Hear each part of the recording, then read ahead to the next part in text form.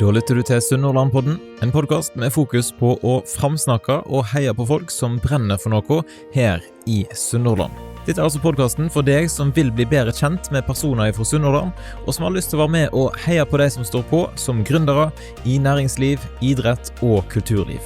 Denne episoden, den har ikke sponsor, så jeg nevner jo bare her i starten at dersom du har lyst til å være med på laget som sponsor i fremtiden, da det bare til å ta kontakt, gå inn på Sunnhordlandpodden.no, så kan du lese mer om hvordan det fungerer. Og skulle du ha bruk for en som kan produsere en podcast for deg, eller bidra med bilder og video til sosiale medier, da kan du jo sjekke ut nettsiden min, som heter lekenelett.net. Nok om det, her kommer dagens episode. Å komme i bedre form noe mange kan ha som nyttårsforsett og et mål for 2022, men det kan jo være en utfordring å komme i gang med trening på en god og rett måte, og da kan det være greit å få litt hjelp av for eksempel en personlig trener. I dag har jeg fått med meg Matt Holley inn i studio for å prate litt om trening, om hva han tilbyr via FitnessInvest. Velkommen til Sunnhordlandpodden, Matt. Yep, thank you for having me. Og den observante lytter, han hører kanskje at du ikke kommer helt ifra Sunnhordland. Hvor kommer du egentlig ifra? From Australia. Så du har en veldig fin australsk aksent. Yeah, not as good as it used to be, but it's still there. Så da blir det sånn i dag at jeg prøver å snakke norsk. Jeg skal prøve ikke å hoppe over på engelsk, for da blir flaut. Men Matt han snakker engelsk, og da satser vi på at folk som lytter får med seg. Men det sånn at de som kommer og trener med deg, må de prate engelsk til deg? Not necessarily. We have many clients that speak or prefer just to speak Norwegian, and that's fine. For the most part, my understanding of Norwegian is much better than my speech, so that's not really been an issue. Some speak English, some speak Norwegian. Everything works out fine. Helt i starten her da, hvis du skal gi noen gode tips til folk som ønsker å komme i bedre form, for eksempel 3 gode tips. I guess one of the relevant ones this time of year is that many people find it easy to, let's say, beat themselves up over what they've eaten and had to drink over Christmas. So the important sort of message there is that none of us possess a time machine. There's no point in thinking of it negatively. It's just to look at the road moving forwards and think positive ahead and make the best progress you can moving forwards, and not beat yourself up over what has been done the last couple of weeks. In addition to that, it's important to start small. So what I mean there is it's very easy for people to start perhaps too unrealistic with how often perhaps they want to train or how quickly they want it to happen. For example, if someone says they want to be training 5 or 6 times a week because it seems like a good idea at the time, that can be a little bit unrealistic. And what you don't want is for someone to set themselves that sort of high goal in the beginning and then find over a course of some weeks or a couple of months that it's not possible for them to maintain that. And then that can sort of have a negative vibe on the person, or they'll feel like they've let themselves down. So what I would suggest is start small. So perhaps it's 1 or 2 times a week in the beginning. Keep that going for some weeks. Once that's attainable, maybe then it's possible to increase to 2 to 3 times a week for some weeks, and then moving forward some weeks later, perhaps 3 to 4. So that's a good place to start. Furthermore, I mean, they say, of course, variety is the spice of life, and the same should apply to training. When we talk about training, of course, there's different modalities. You've got your strength training, cardiovascular training, flexibility, mobility, but you should really have a balance of everything together, where, you know, you do some strength training each week, you combine that with some cardiovascular, like you're walking or hiking outside. And of course, the one that people hate to do the most, it's obviously good to do some flexibility training, much like you did a little bit of yesterday. And the best for the best effect of reducing injuries and sort of long-time benefits, it's important just to have a good balance of all those types of training modes. So a little bit of everything, and it can help keep the excitement and enjoyment level up as well. Absolutt. 3 gode tips der altså, og du driver FitnessInvest her på Stord. Hva det dere tilbyr der? Yeah, so essentially, in the shortest explanation, we're a personal training studio. So we offer, of course, one-to-one personal training or private personal training, whether it's maybe one person or two people together. In addition to that, we spend sort of half of our time doing that, half of our time doing our small group training concept. So that's where we have anywhere from 6 to 8 people in a group, where we're running multiple regular groups every day. And then essentially it's the same as normal personal training, but just more people. And then we're generally 2 trainers running the session. Furthermore to those, we do also have some private small corporate groups where people that work together for a business can come and train together. And all in all, our ultimate aim is to, in our small group personal training, to provide a product where people can have the same benefit of personal training on a regular basis every week or daily even, at a lower sort of price, let's say price point to normal personal training.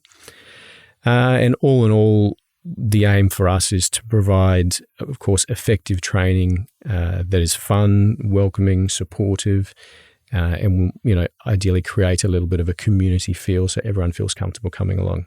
Og jeg var jo innom I går for å tok en sånn testtime. Måtte jo gjøre litt research til denne episoden her, sånn at jeg vet hva jeg egentlig intervjuer deg om. Og det var jo litt sånn ut av komfortzonen. Selv om jeg liker jo å trene, så synes jeg det var litt sånn skummelt å ta steg inn på et nytt treningssenter, møte en ny person, prøve dette med å ha en personlig trener litt grann. Jeg spesiell som opplever det sånn? No, not necessarily. I mean, of course, there maybe is a bit of a stigma in regards to personal training that it's only for, let's say, famous people or rich people, or that it can be a bit scary and hard sessions. But ultimately, personal training is extremely beneficial to everyone and should be available to everyone.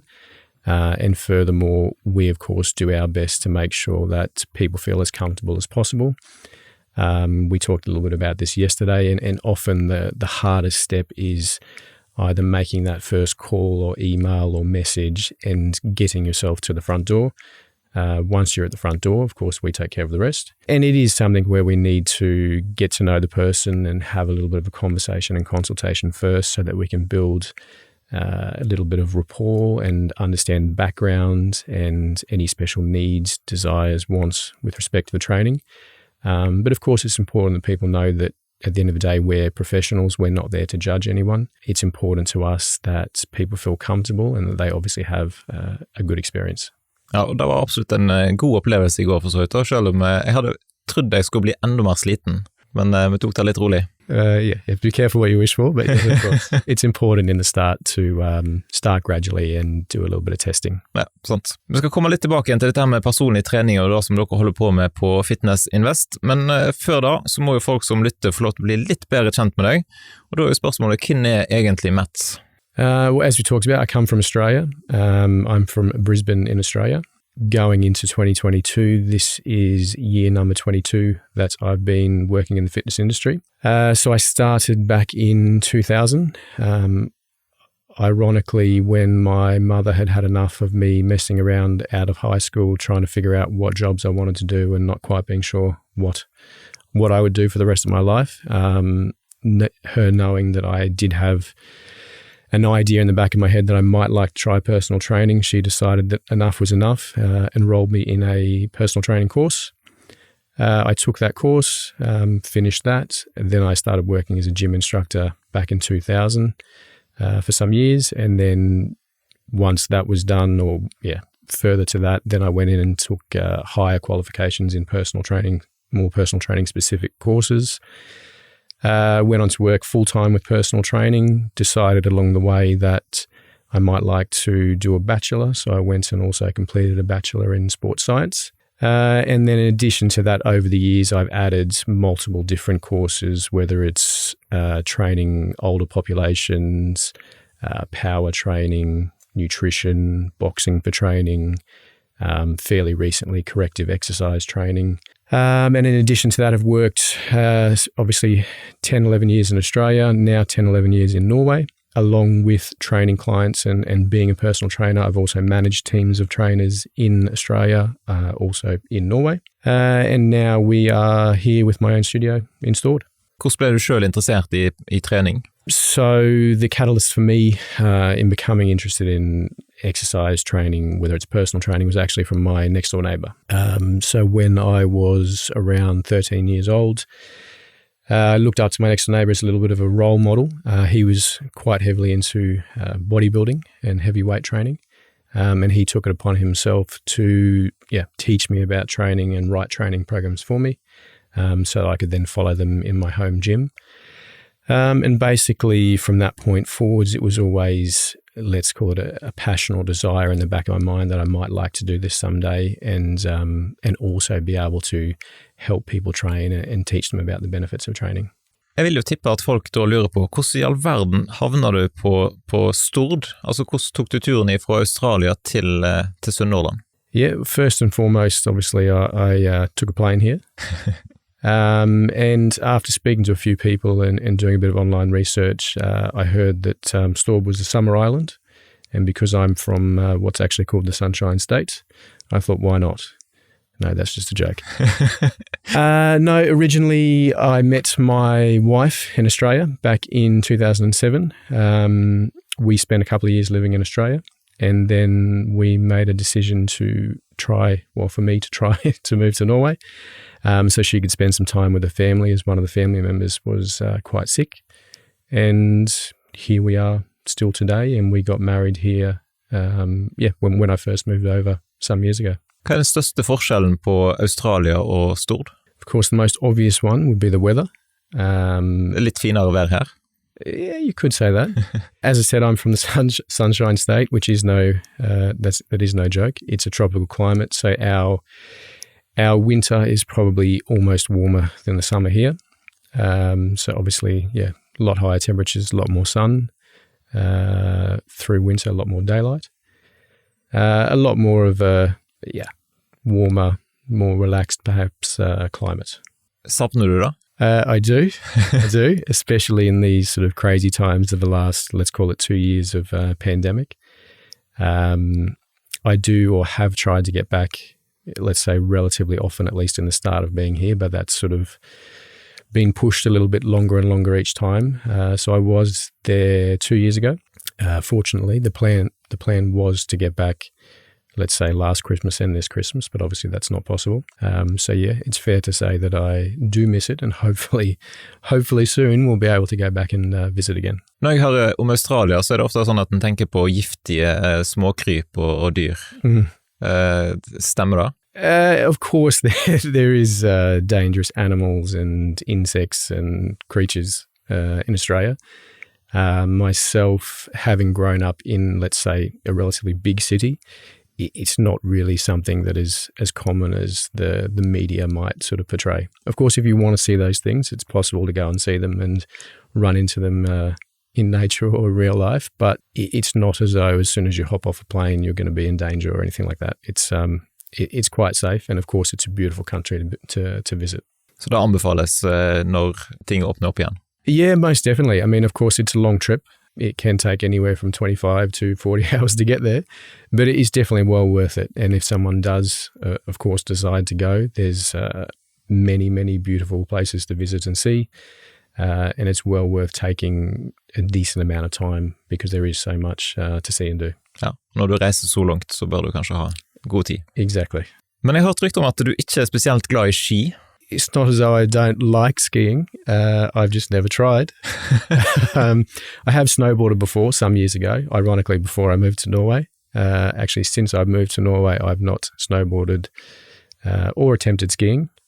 I guess I am able to do it, but we don't necessarily know unless I eventually try. So it's not as though I don't like it. I guess it looks fun, but I've just never got around to trying it. Så hvis noen inviterer deg med opp i lysløypa, så kan det være at du svarer ja? Yeah, I'm sure that'd be fine, and everyone will probably be in for a good laugh.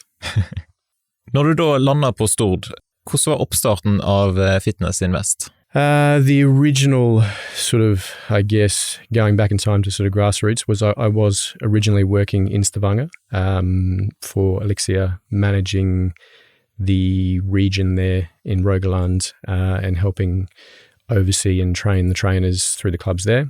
When they went through a merger or fusion with one of the other big health club chains in Norway, my position plus many others was then removed.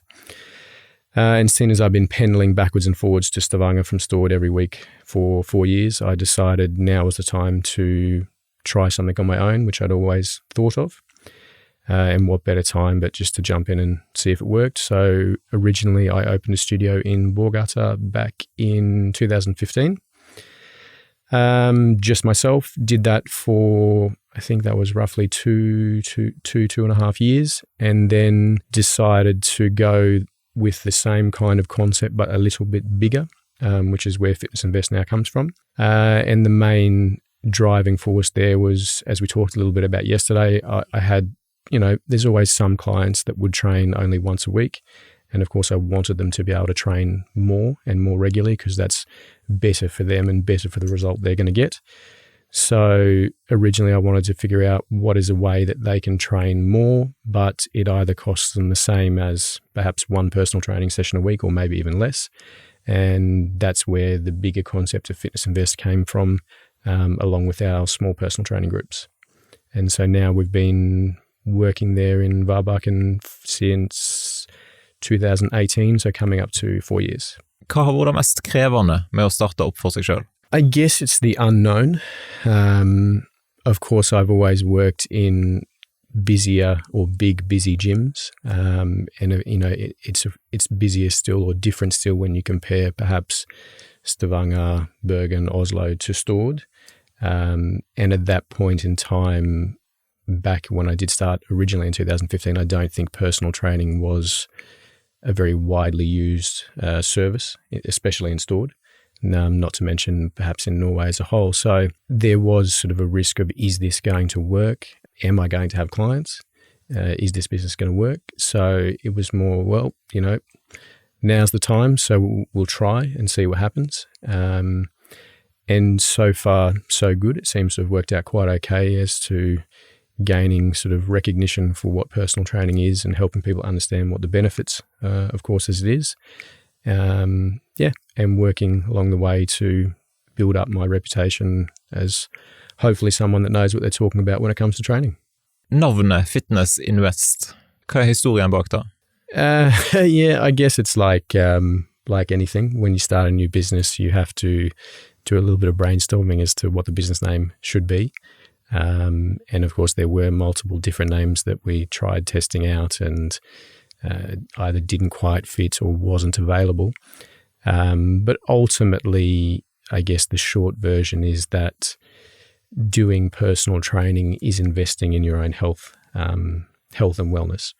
So it makes sense to sort of shorten it into FitnessInvest, meaning invest in yourself and the results and health that you want. Og det kan være en ganske god investering å gjøre. Yeah, I would say priceless. Many people these days are probably much more quick to spend money on, let's say, food and alcohol or bad food and alcohol, which, let's be honest, in Norway can cost quite a lot. So by comparison, doing personal training or one-to-one or small groups is something where you're truly investing in your long-term health and results. So I think it is something that everyone should have available to them and ability to try and see if it's for them and understand the benefits of it. We've, me in particular, have had most often cases and stories of people that, of course, constantly tell us how much better they feel, how much stronger they feel, perhaps how much less aches and pains they feel. And that's extremely rewarding to hear. And that is fairly regular occurrence where once people have taken that step or leap of faith into trying personal training, that they really get to understand the true benefit of it, and that it is truly an investment in their health. And they, very often feel better, move better, more energy, more strength, better quality of life. Hva vil du si skiller dere ifra de andre treningssentre på Stord? For det jo en ganske godt utvalg på Stord. Yeah, there's quite a few gyms here now, but ultimately we're not a gym. Again, as we did talk a bit about yesterday, people cannot come in and train with us on their own. So if they come in to train with us, they're either going to be doing one-to-one personal training, our small group training, or our corporate training. And the reason being for that is that they obviously will get a better result where they have us there to guide them, correct them, support them, and make sure that it's effective as possible. Of course, the other gyms do offer personal training as well, so that's perhaps one thing that we do have in common. But overall, for us, people they just turn up and we fix the rest. So we do all the planning and thinking and instructing and run the sessions for them. So, yeah. Folk som medlemmer hos dere, de kan ikke komme der hva tid som helst. De må forholde seg til de oppsatte timene, liksom, eller? Correct, yeah. So we have some online booking schedule where they'll go online, book in which particular times they want to come to that we've set up on the schedule. And then we do have a limit of numbers that we put on there. And then, once they book in the time, they turn up, they can see the workouts that we're going to run the day before if they want through an app that we use. Otherwise, they've just got to turn up and we do the rest. Hvordan har koronatiden vært? How has it been? Yeah. It's been amazing fun. No, not entirely. It's been rough. That's, I guess, fairly obvious for most people as well. So we're not alone there. 2020 was not an amazing year, having, like many of the other gyms, have to close down for 3 months. So that was certainly a new, interesting experience as to figure out, okay, how do we make the most of this? What steps should we take to make sure that we can survive beyond this? And there were some extremely difficult times, but we're still here, still trying to make it work. And of course, there's still been challenges last year with new rules and regulations, the same again recently. But we just have to do the best to keep improving on what we do. Of course, especially in these times, make sure that people are as comfortable as possible coming to us so that we have, where necessary, correct distances. As I explained to you yesterday, I don't really possess fingertips anymore because we're cleaning so much. Yeah. And that's just something that, whether it was the right or wrong decision at the time, we do all the cleaning for our clients so that we know everything is done as it should be and everyone is as safe as possible. Relativt høyt forbruk av sprit. Yes, correct. Sånn når det ikke koronatid, hva vil du si det beste med å være en personlig trener? Yeah, I mean, it's one of those jobs where you get to work with and meet many different sort of diverse types of clientele, and that makes the days interesting, where you have many different people to work with every day.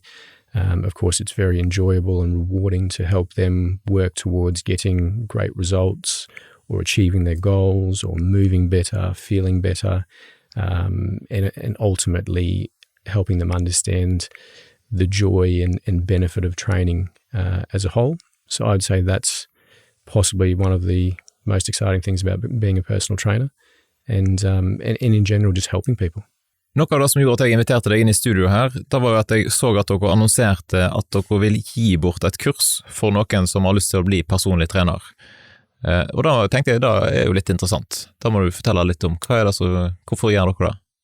Yeah, well, that was an idea that I guess I had because overall it can sometimes be difficult to find personal trainers. Or to recruit personal trainers, and of course, especially in Stord, it can be even more difficult.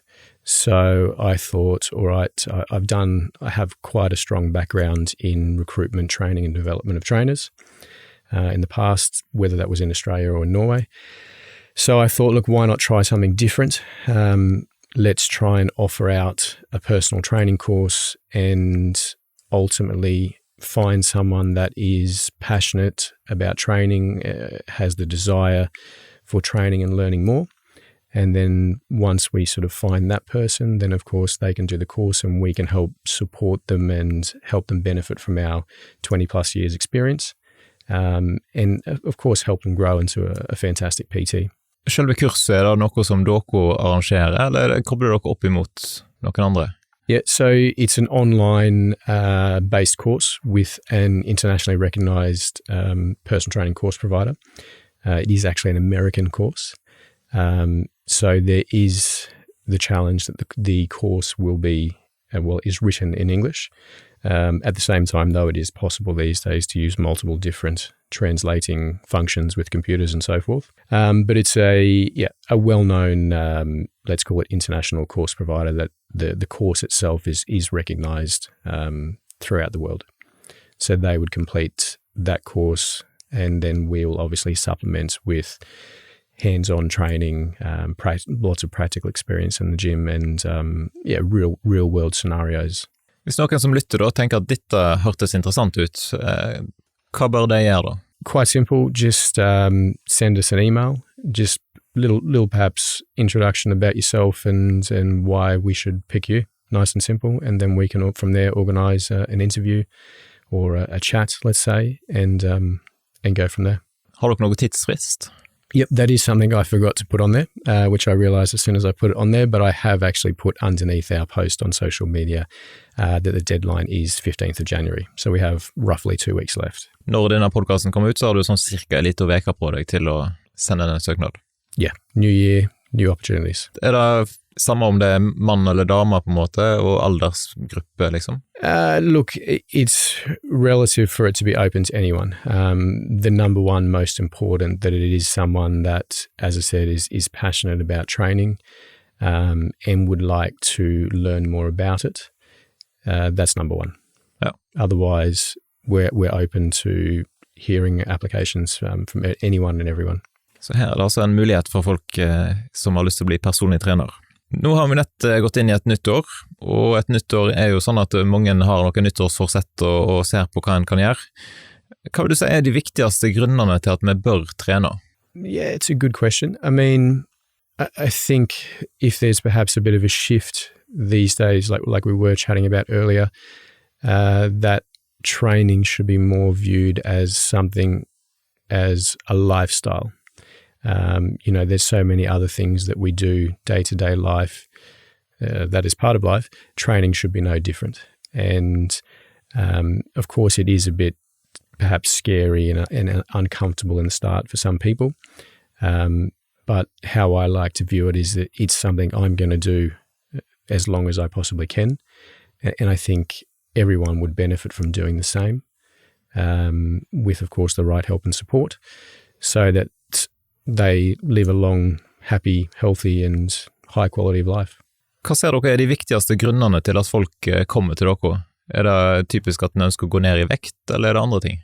Yeah, good question. I mean, whether it's demographics of the area or a change in times, what we probably see more so these days, it's not so common for people to be coming in looking for weight loss is their number one goal, which perhaps it used to be, let's say, 10 years ago. Now what we see is more often the case is people want to feel better or have less aches and pains, help sort of work around perhaps past injuries and ultimately move better, feel better. That tends to be sort of the shift that we've seen, most lately. Hva vil du si viktigst av trening eller kostholdet? Depending on the outcome, I mean, of course, both are very important, and you don't necessarily want to do one without the other. Ultimately, they go hand in hand. I mean, of course, if the goal is perhaps a bit of weight loss or body fat reduction, nutrition will play the bigger part than training.